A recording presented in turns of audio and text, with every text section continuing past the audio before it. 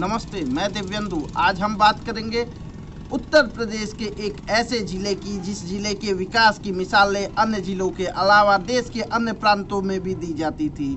हम बात कर रहे हैं आजमगढ़, बलिया, गाजीपुर, गोरखपुर के बॉर्डर के बीच में एक जिले की। उस जिले का नाम है मऊ। 19 नवंबर 1988 को देश की पूर्व प्रधानमंत्री स्वर्गीय इंदिरा गांधी जी की जयंती के अवसर पर तत्कालीन मुख्यमंत्री एनडी तिवारी, नारायण दत्त तिवारी ने मऊ के जीवन राम इंटर कॉलेज के छात्रावास के मैदान में तत्कालीन केंद्रीय मंत्री कल्पनाथ राय के अथक प्रयासों के बाद यह घोषणा की कि मऊ को जिले के रूप में स्वीकृति दी गई है। मऊ को जिला बनाया गया है। मऊ जो पहले आजमगढ़ का हिस्सा था, मऊ एकमात्र तहसील थी, मऊ शहर एक कस्बा था, एक नगर था, वह एक जिले के स्वरूप में आ गया था। जब नारायण दत्त तिवारी ने मऊ को जिला बनाने की घोषणा की तो छात्रावास के सभागार फील्ड में मैदान में उपस्थित लोगों का हुजूम कल्पनाथ राय जिंदाबाद के नारों से गूंज उठा।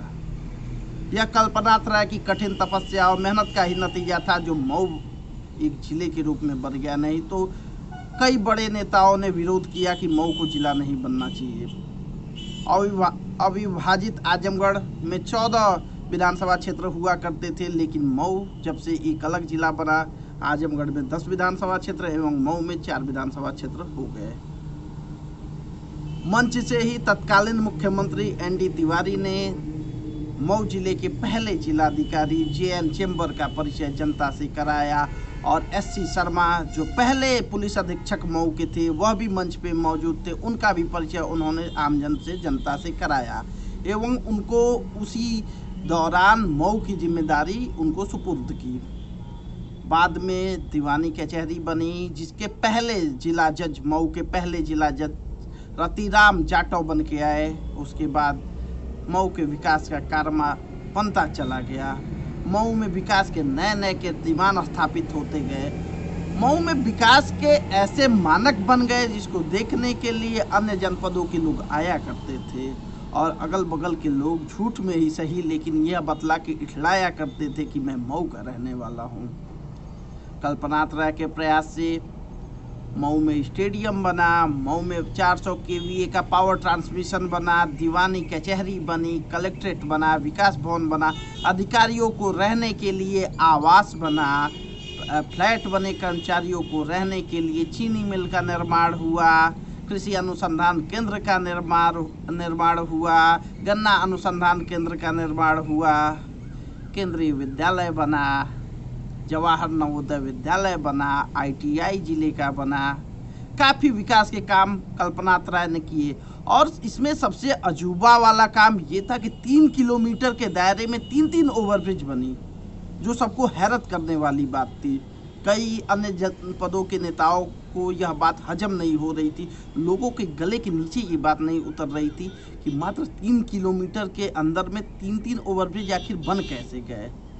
लेकिन वह कल्पनाथ राय ही थे जिनकी वजह से यह कार्य संभव हो पाया।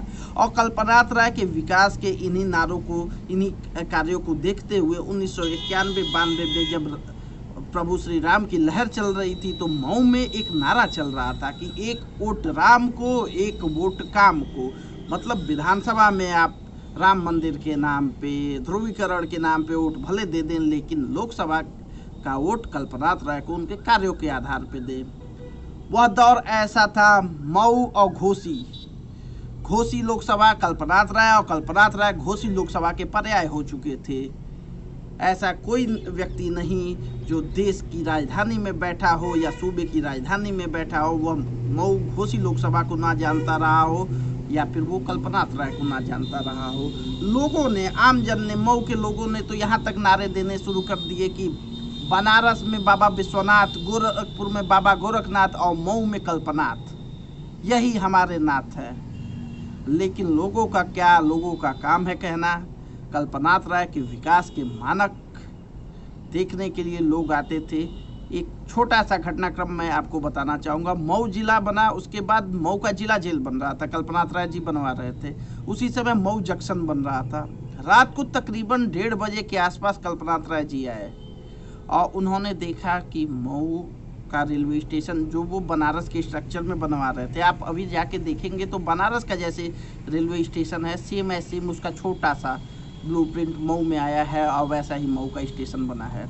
तो वहाँ लोग दुकानें आगे बनाने लगे। कल्पनाथ राय जी यह देख के बिफर पड़े और वो गाड़ी से उतरे और जाके अपने हाथ से ईंटें तोड़ने लगे और उन्होंने कहा, अरे तुम मेरे स्टेशन को गंदा करोगे, तुम मेरे मऊ को गंदा करोगे, इससे तो स्टेशन गंदा हो जाएगा, बदसूरत हो जाएगा, तुम काम सही से नहीं कर रहे हो, नक्शे के हिसाब से बनाओ, नक्शे के हिसाब से बनाओ।